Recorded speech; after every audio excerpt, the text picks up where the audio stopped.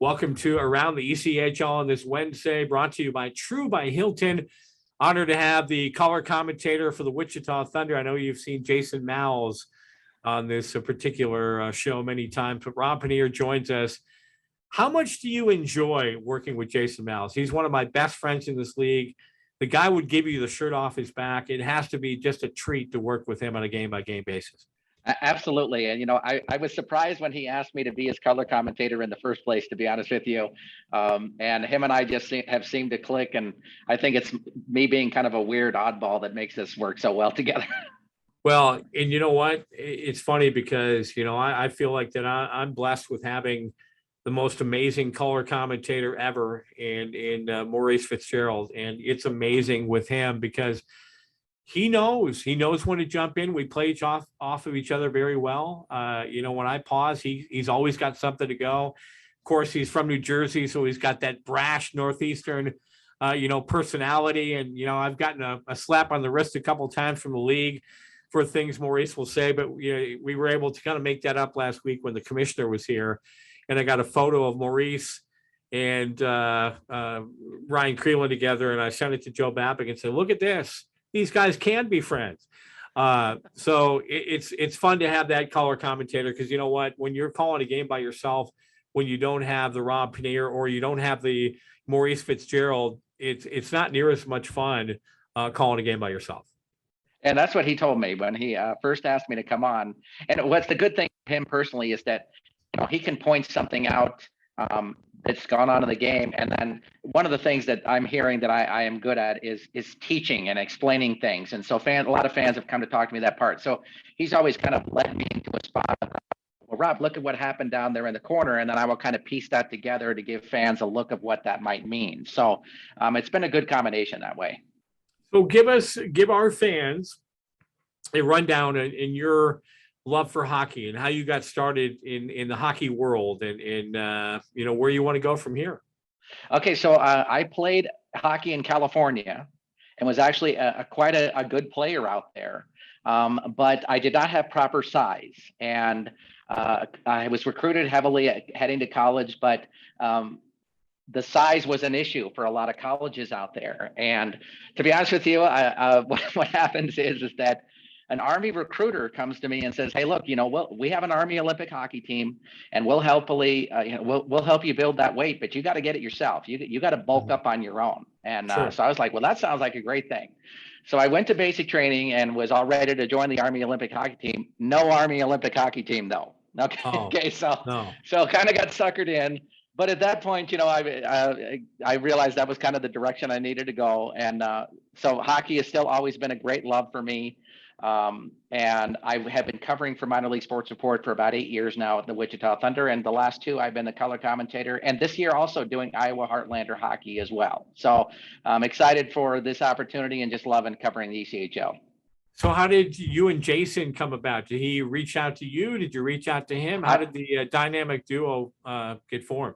So I reached out to him in 2014 to start covering the team. My daughter lived here. I lived outside of St. Paul at that point, and I came down frequently to watch games and cover. Then I moved briefly for about 3 years to Wichita itself, and so I covered games here. And then last year during the pandemic, Zach Quarter, who was normally the guy that was with him, did not want to come to stadiums because he was concerned about his health. Right. And Jason didn't want to be doing this on his own. So he reached out to me and said, "Hey, look, would you be interested in, coming out for a game or two?" And then I just never left. So that's where we've been at now. So that's awesome. Has it been everything you thought? Well, it's been more. I love the atmosphere. I try to make sure I stay out of his way. That he's the guy calling the game and the person that people want to listen to. So.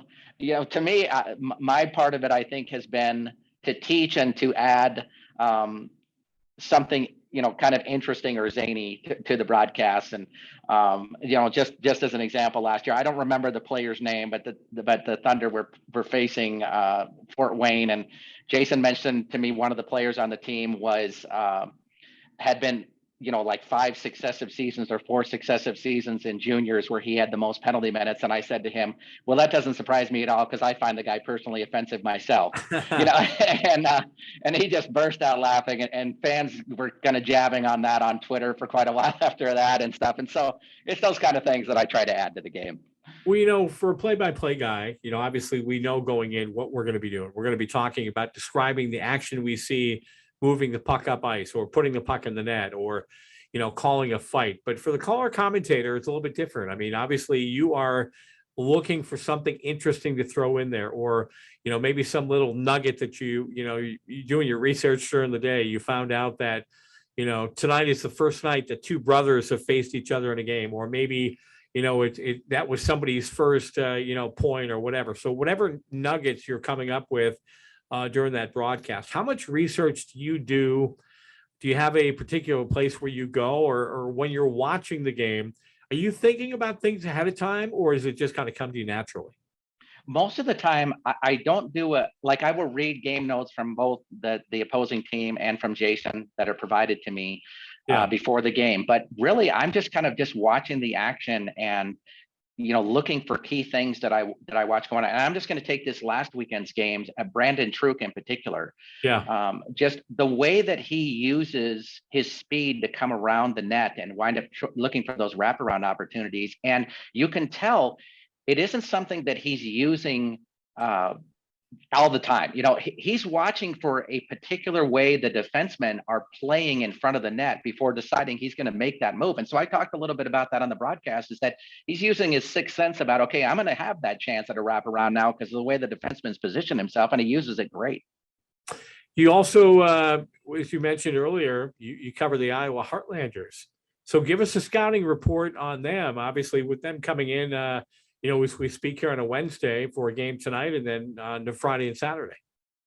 So the Heartlanders are playing extremely well this season. I think beyond what everybody's expectations were. And I'm going to speak honestly about it too, Tommy, is they've benefited probably more than any other team in the ECHL by call-ups. They didn't lose a Chris Bennett. They didn't lose a Ryan Kuffner, a Jake Smith. They lost both their goaltenders early on and found a real gem in Corbin Kaspersky. It might be one of the best moves I've seen in the league so far this season. But they are benefiting by the fact that a lot of teams had 4 or 5 guys sitting up at the AHL level, if not more. And so when they were facing a Toledo, a Kansas City, an Idaho, or whoever, they were facing a lot of times a team that didn't have 4 or 5 of their very best players, and we're taking advantage of that. Now that most of those guys have their players back, it's been a little bit of a struggle lately. Chris Bennett, though, him and his line of Zach White and Ryan Kuffner is as good as it gets. You're going to really enjoy watching him play. This guy has a real NHL career for sure. Well, and he's balanced scoring too, 35 goals, 36 assists. That's as balanced as you can get. So what is it? And he's also, plus minus. I know some people, don't care about plus minus. It can be, I know our Combs line has a better plus minus than our Asachuk line.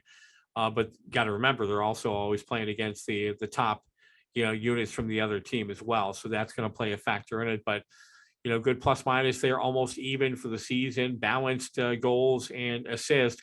What is it about a Chris Bennett that makes him so special? Well, he's just got great vision on the ice. And as you were pointing out, he's a guy that's not, he can score. Obviously 35 goals is extremely good, but not afraid to give up the puck, not afraid to battle in the corner, really understands where. I think the difference between a good player, Tommy, and a great one is how they move without the puck. Mm-hmm. And that's where Chris Bennett is extremely good. He knows where to get himself in a spot where he can make it so his teammates can use his position to wind up getting goals or creating opportunities for themselves. Yeah. And that's what Chris is all about. Well, and even if you go back to his time at the University of New Brunswick, he was more than a point a game guy, and so he's been that type of guy at every level. And I'll go back to a player in Tulsa, Jack Doremus. Sometimes guys just, for whatever reason, it clicks at the pro level. He didn't have a ton of goals in college, but man, look at what he's doing this year for Tulsa. Now he has been given opportunity to play, a lot of power play minutes, and obviously on that top line, and playing with Adam Pleskatch a lot of the season. That makes things very easy because he'll do that dirty work in front of the net to open up lanes for you. So, but interesting. I'm very excited to see this team this year. you mentioned, Kuffner and White, and you look at a lot of the big name players on that team, the guys that you're going to want to keep an eye on this season. But there's no question in anybody's mind, other than maybe like a Jake Smith, 35 goals for Chris Bennett this year. He is their Chad Costello. He is the best player on the ice when he steps on. A guy I want to tell you to watch for this week, I think you're going to enjoy watching, sat out a little bit for an injury, but Yuki Miura is a fun player to watch. You don't have a lot of guys coming out of Japan that are playing hockey kind of thing. But he's an exciting guy to watch and a lot of fun, a lot of energy. You'll really enjoy his play as well. Let's get back to Wichita here for just a moment. What do you think happens this offseason?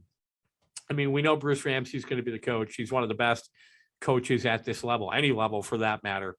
Do you think we'll have a complete overhaul of the roster for next season? Do you think, the key players will be back and just will say, well, hey, it was a fluke last year. If we would have had everybody healthy in here, that would, things might have been different. Or do you expect a lot of changes? Well, that's a question I think that depends upon two things, Tommy. The first is going to be what the relationship with the Oilers system is going to look like next year. Because, I think one of the challenges that Bruce has faced this year is that it has been all one direction. Everybody left from Wichita to go to Bakersfield. Nobody really came the other way. Yeah. And if that continues, that this may not be the relationship that continues on for very much longer, to be honest with you. The second part of it is that he's got 6 players that are future considerations to still get here as part of trades that were made a few weeks ago. And if those guys wind up being, a second line guy, if he gets, 3 or 4 guys that could be second line performers for him, then I think there is going to be some major changes from the start of this year. Billy Constantino has looked great since he came. I like Walters as well. Connor Walters has looked very good. I think this Ian Parker, who came from Toledo, was fantastic too. These guys are going to be the future of the Wichita Thunder. How many of the guys that started? Peter Cornell, I figure, will be back. I wouldn't be surprised to see Logan Fredericks and Jay Dickman if they want to be here. But you're going to probably see from the start of the season, 3 guys might remain from this year's starting team, I think. What are you looking forward to most about the playoffs this year? I got to tell you I said this during the broadcast this weekend, Toledo is the team that everybody loves. And they move so well with the puck. I'm not going to dispute that at all. I'm going to tell you though, and this isn't because I'm talking to you. I said this both Saturday and Sunday. Allen is going to be very difficult to beat because I watch a team that just that True Combs Butcher line was just ridiculously good this weekend. And I was asking you, I said, these guys weren't even together, but until recently.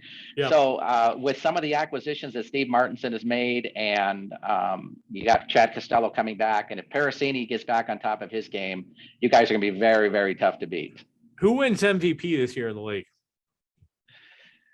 Yeah, I've got to tell you, I'm going to be a little homer about this, and I think Chris Bennett deserves some serious consideration just because the Iowa Heartlanders would not have been even close to 500 without his performance. And I know a last place team, a lot of teams don't, fans and things don't like to consider a guy like that. But this is a guy, who even had a couple of weeks up with the Iowa Wild. So he'd already be at 40 goals right now. I think you'd be talking about if it wasn't for him being out. Chad Costello obviously is in the discussion as well. But to be honest with you, Chris Bennett would be my guy right now. Well, and you know what? Yeah, you're right. And you know what? Bennett definitely deserves consideration. I don't think he'll get it only because of what you said earlier. When you're a team that's near the bottom, even though, yes, what is the true definition of MVP? Is it the best player in the league? Is it the most valuable player to his team? There's no question about it. Bennett is the most valuable player to his team. The guy that I've been kind of riding his bandwagon all year is Zach O'Brien, the guy that you know very well because he played in Wichita for a bit. He's been great with Newfoundland this year. He 52 games, 78 points, although Graber has really come on at the end. And obviously he is leading the league in scoring at the moment. But, you got to remember when people started doing their voting, things are a little bit different. And Chad Costello at the time was the MVP, was the leading scorer in the league. So he might get a lot of votes.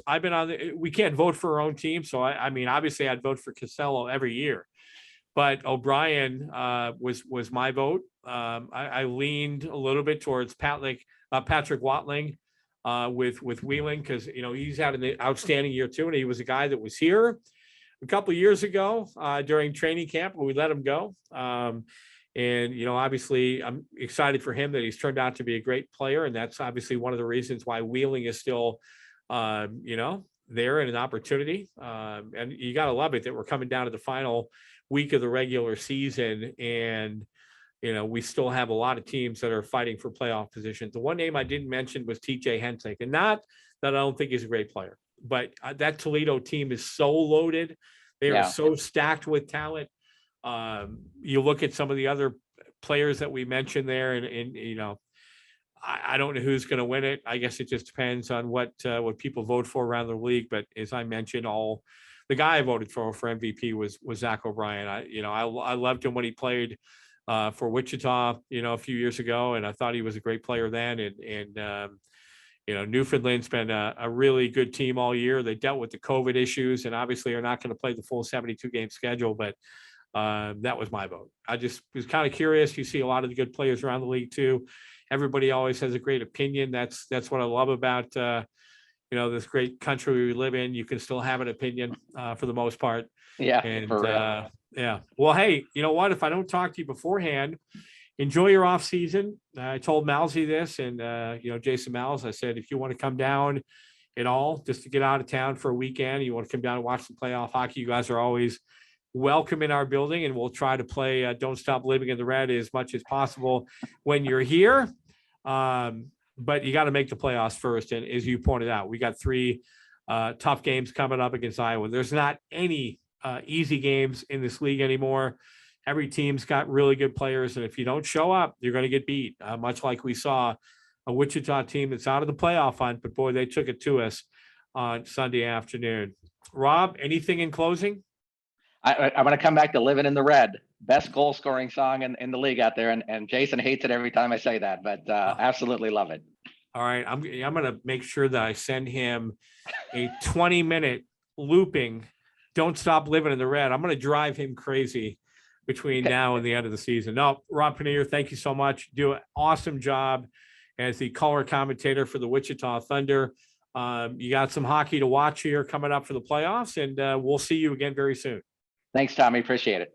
This has been Around the ECHL, brought to you by TRU by Hilton every Wednesday on the Allen American social media channels.